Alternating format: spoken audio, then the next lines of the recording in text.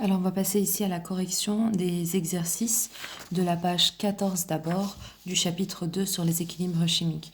Donc, bien sûr, avant de corriger tout ça, je vous invite à faire par vous-même les exercices et ensuite, dans un second temps, à venir corriger. Parce que si vous regardez simplement la correction, clairement, vous ne serez pas en mesure de refaire des exercices à l'interro. Il faut vraiment que vous preniez le temps de vous casser la tête, entre guillemets, sur ça pour que vraiment vous puissiez refaire le même chemin à l'évaluation. Alors, c'est parti pour la résolution de l'exercice 1. Donc ici, qu'est-ce qu'on vous demande? On vous demande d'écrire l'expression correcte de K-C pour les systèmes suivants aboutissant à un état d'équilibre. Donc, si on retourne dans les feuilles précédentes, on peut voir comment écrire l'expression de K-C. Donc, pour écrire l'expression de K-C, on va commencer d'abord par la première équation ici. Donc, Kc, ça va être égal à la concentration à l'équilibre des produits divisé par la concentration à l'équilibre des réactifs. Et au niveau de la concentration à l'équilibre, on doit mettre en exposant le coefficient stoichiométrique. Donc ici, N2O4. Donc, vous voyez que le coefficient qui était ici s'est retrouvé ici. C'est toujours comme ça, c'est la règle. Je vous invite à aller revoir dans les feuilles précédentes la loi de Gulbert et Wag. Donc ici, comme vous le voyez, le coefficient stoichiométrique est égal à 1. C'est pour ça en fait qu'on a un 1 ici, mais 1 en exposant, on ne le met jamais. Alors c'est parti maintenant pour l'expression de cette deuxième. Alors oui, j'ai juste oublié, il faut s'assurer qu'il n'y ait aucun composant qui soit à l'état solide. Alors ici, donc, comme j'ai deux produits, attention, on multiplie les concentrations à l'équilibre. Hein. Faites bien attention. Donc ça va être la concentration à l'équilibre de CaO fois la concentration à l'équilibre de CO2. Comme le coefficient stoichiométrique ici, c'est égal à 1, bah, j'ai 1 en exposant, mais 1 en exposant, on ne le met pas. Et on va faire diviser par la concentration à l'équilibre du réactif, c'est-à-dire CO3, pardon. On vérifie s'il y a un des composants qui est à l'état solide, effectivement. Il y a ici CaO qui est à l'état solide, donc sa concentration à l'équilibre par convention est égale à 1, et CaCO3 qui est solide, donc par convention, sa concentration est égale à 1. Donc on simplifie, et on doit simplifier l'expression de Kc, donc c'est égal à tout simplement la concentration à l'équilibre de CO2. Et voilà, nous en avons fini pour cet exercice qui constitue une C2. Ensuite, ici, on vous demande de choisir parmi les deux réactions ici, celle qui aura le degré d'avancement le plus élevé, celle qui tendra à être la plus complète. Donc ça, on a vu ça dans la théorie. Donc je vous invite à aller revoir ça dans la théorie. Plus le Kc est élevé, plus ça veut dire qu'il y aura de produits, d'accord? Parce que comme vous le voyez, c'est la concentration des produits sur la concentration des réactifs. Donc si les produits sont élevés, eh bien le Kc va aussi être élevé. Donc celle qui aura le degré d'avancement le plus élevé, ce sera celle qui aura le Kc le plus grand. Donc ça sera celle-là. Donc choisir, donc la bonne, ça va être celle-là. La réaction, ça va être celle-là.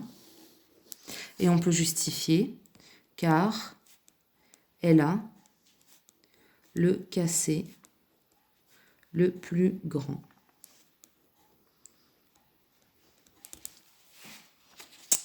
Donc pour l'exercice 3, on nous demande la valeur numérique de la constante Kc.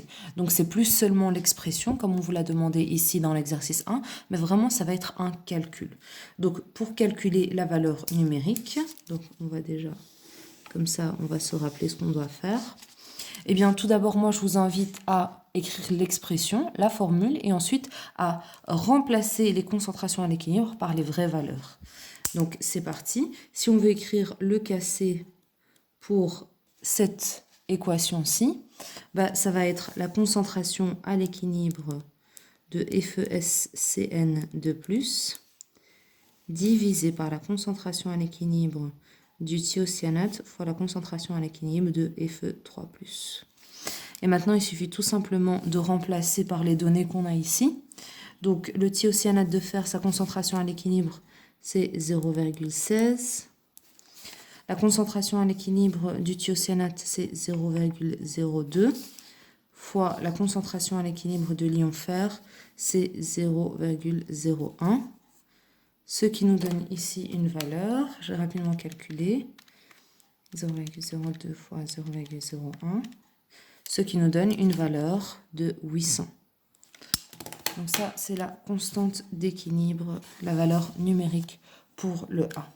Donc ici encore, je n'ai pas mis d'exposant parce que le coefficient stoichiométrique est égal à 1. Donc si ça vous fait plaisir, vous pouvez mettre un 1 en exposant, mais les 1 en exposant, on ne les met pas. Alors maintenant, je vais calculer le KC pour cette réaction-ci. Donc comme d'habitude, je vais d'abord écrire l'expression de KC. Moi, je vous invite toujours à le faire pour ne pas vous précipiter. Donc ici, je mets la concentration à l'équilibre de NO, donc d'abord des produits et puis des réactifs. Et je mets le coefficient stoichiométrique en exposant. Ici, idem, la concentration à l'équilibre de N2 fois la concentration à l'équilibre de O2. Ici, comme le coefficient stoichiométrique est égal à 1, je ne mets rien. Ici, je vais maintenant remplacer par les valeurs numériques. Donc, NO, c'est égal à 0,40. On n'oublie pas de mettre au carré parce que c'est la concentration à l'équilibre qui est égale. Ici, j'ai oublié de mettre NO2, mais c'est pas grave. Ah non, c'est NO. Pardon. Il n'y a pas de NO2, c'est NO. Donc, c'est la concentration à l'équilibre qui est égale à 0,40. Nous, on a la concentration à l'équilibre exposant 2. D'accord? Donc, on doit bien mettre 1 au carré ici, divisé par la concentration à l'équilibre de N2 fois la concentration à l'équilibre de O2. Ce qui nous donne ici, je vais calculer rapidement.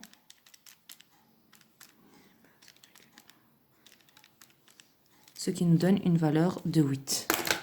Pour la constante d'équilibre. Alors, maintenant, on va passer à l'exercice 4, ici. Donc, pour l'exercice 4, on vous dit qu'on met dans un ballon de 2 litres 10 moles de NO et 8 moles d'O2. Le tout réagit selon l'équation suivante. Une fois l'équilibre atteint, il y a 4 moles de O2 dans le récipient.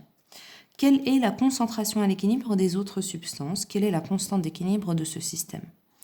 Alors, face à quel type de problème est-ce qu'on est? Est-ce qu'on devrait utiliser une formule simple ou est-ce que c'est un problème de stoichiométrie? Ici, déjà, on vous donne la concentration à l'équilibre, on ne vous donne pas de concentration, on vous donne simplement le nombre de moles de O2 à la fin, le nombre de moles de NO et de O2, et on vous demande de trouver la concentration à l'équilibre des autres substances. D'accord? Donc, quand déjà on vous demande de trouver des informations sur d'autres substances que celles sur lesquelles on vous donne des informations, c'est-à-dire à l'équilibre ici, déjà vous savez que c'est un problème stoichiométrique. Et de manière générale, à chaque fois qu'on vous demande de calculer une constante d'équilibre, si on ne vous donne pas les concentrations à l'équilibre, ça veut dire que vous allez devoir les trouver vous-même grâce à un tableau d'avancement, c'est-à-dire un problème stoichiométrique. D'accord? Donc, ici, j'ai préalablement fait mon tableau d'avancement. Donc ici, j'ai mis mes composés, j'ai réécrit ma formule comme indiqué dans l'énoncé, en fait, d'accord? Et maintenant que j'ai fait mon tableau d'avancement, je vais le compléter avec vous. Donc je vais d'abord mettre mes composés ici, NO, O2 et NO2. Je vais essayer que ce soit bien clair pour qu'on évite de se tromper de colonne.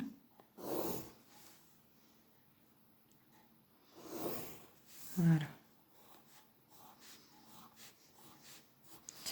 Alors, déjà, ce qu'on peut faire sans avoir besoin de l'énoncer, c'est la lecture molaire. Donc, combien il y a de X moles? Donc, pour ce faire, on doit regarder le coefficient stoichiométrique. Ici, on a un 2. Donc, on dit qu'on a 2 X moles. Pourquoi est-ce qu'on dit X? Parce qu'en fait, on ne connaît pas exactement le nombre de moles qu'on a. Donc, comme on ne le connaît pas, on remplace par une lettre inconnue, c'est-à-dire X. Ici, on a un coefficient stoichiométrique qui est égal à 1, donc ça veut dire qu'on a X moles. Ici, donc on a un coefficient de 2, ça veut dire qu'on a 2x moles. Ok, donc ça, on n'a rien besoin dans l'énoncé. Alors ici, on nous dit, on met dans un ballon de 2 litres 10 moles de NO et 8 moles de O2. Donc quand on vous dit on met dans un ballon, ça veut dire qu'on est au début de la réaction. Il n'y a rien qui s'est encore produit. Donc ici, en fait, on vous donne le nombre de moles initial de NO et de O2. Donc ici, pour le nombre de moles initial de NO, on peut noter, je vais essayer de mettre comme ça, on peut noter 10 moles. Et pour O2, on peut noter 8 moles. Alors, on ne nous dit pas qu'il y a du NO2 au début. Donc, si on ne vous parle pas de présence de NO2, on suppose qu'il n'y en a pas et donc que c'est égal à 0. De toute façon, ici, la réaction n'a pas encore eu lieu. On vous dit qu'on vient de mettre les réactifs. Ça veut dire que vous ne pouvez pas avoir de produit au départ. Donc ici, c'est égal à 0.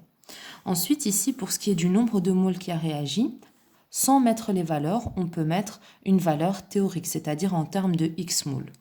Donc ici, on peut dire que on va à chaque fois avoir moins 2X moles qui vont disparaître, moins X moles qui vont disparaître et plus 2X moles qui apparaissent. Donc pourquoi ici j'ai mis un moins? Parce que je vous rappelle que les réactifs disparaissent au cours de la réaction, il y en a de moins en moins, et que les produits apparaissent, il y en a de plus en plus. Donc ici, pourquoi j'ai dit 2X moles? Tout simplement parce que la lecture molaire nous dit qu'à chaque fois, il y a 2X moles de NO qui réagissent avec X moles de O2 pour donner 2X moles de NO2. Donc à chaque fois que la réaction va avoir lieu, je vais avoir moins 2X moles qui vont disparaître. Donc ça, j'ai pas besoin, donc je l'ai noté déjà ici.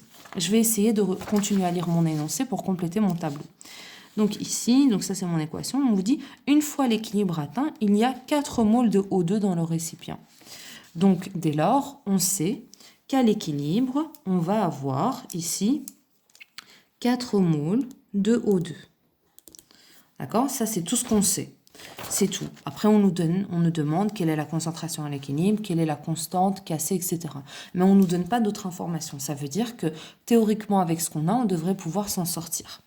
Alors, comment est-ce qu'on va pouvoir déterminer la valeur de X? Eh bien, grâce à l'élément pour lequel on a à la fois un nombre de moles initial et un nombre de moles à l'équilibre. D'accord? Donc ici, ça va être grâce à O2. On nous dit que de là à là, on a fait moins X. Donc on a dû faire fois moins combien, pardon, pour arriver à 4 moles? Eh bien, on a dû faire moins 4 moles. Dès lors, ici, eh bien, on peut déterminer la valeur de X, puisqu'on sait que X va être égal à 4 moles. Si moins X est égal à moins 4, d'accord? Je vais le mettre ici. Donc, si moins X est égal à moins 4, alors X va être égal à 4 moles, d'accord? Donc ici, on a pu déterminer la valeur de X grâce à l'élément pour lequel on avait à la fois le nombre de moles initial et le nombre de moles à l'équilibre. D'accord?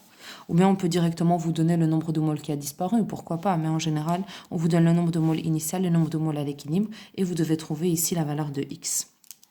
Donc maintenant qu'on a notre valeur de X, eh bien on peut la remplacer partout.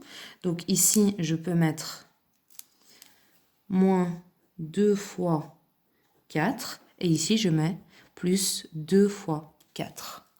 D'accord? Maintenant, je peux faire le calcul. Donc j'avais 10 moles et je fais moins 2 fois 4. Donc on prend le nombre de moles initial, on enlève ce qui a réagi, ou on rajoute ce qui a réagi, et on trouve le nombre de moles à l'équilibre. En gros, on fait toujours ça plus ça. Donc 10 plus moins 8, bah, ça fait 2 moles. Ici, 0 plus 2 fois 4, bah, ça fait 8 moles. Alors, pour trouver la concentration, je vous rappelle, la formule de la concentration, c'est le nombre de moles divisé par le volume. Donc, en gros, on a besoin du volume. Dans l'énoncé, on nous dit qu'on met dans un ballon de 2 litres. Donc ici, on suppose que le volume, il est de 2 litres. Donc ici, ce qu'on va faire, c'est que on va calculer la concentration. Donc, on va faire le nombre de moles. 2 divisé par 2, ça nous fait 1 mole par litre. D'accord ? Ici, on va faire la même chose. 4 divisé par 2, ça nous donne 2 moles par litre. Et je dis des bêtises, c'est 0,5 moles, pardon. 0,5 moles. 0,5 moles. Et ici, 8 divisé par 2, c'est-à-dire 4 moles par litre. D'accord? Donc maintenant qu'on a trouvé la concentration à l'équilibre, on va pouvoir calculer. Donc on a rempli la première chose qu'on nous demandait, c'est-à-dire de trouver les concentrations à l'équilibre. Donc on les a ici, on peut les souligner. Donc voilà, on a 4 moles, 1 mole, etc. Donc ça, on a déjà trouvé. Ensuite, pour l'exercice B, ici on nous demande de calculer la constante d'équilibre cassée. D'accord?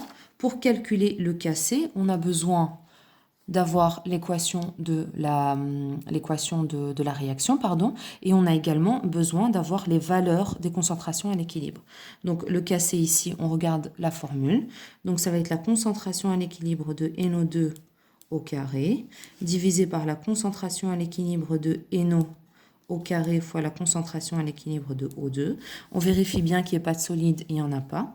Et maintenant, on peut remplacer par les vraies valeurs, c'est-à-dire 4 au carré, divisé par NO, c'est-à-dire 1 au carré, fois O2, c'est-à-dire 0,5.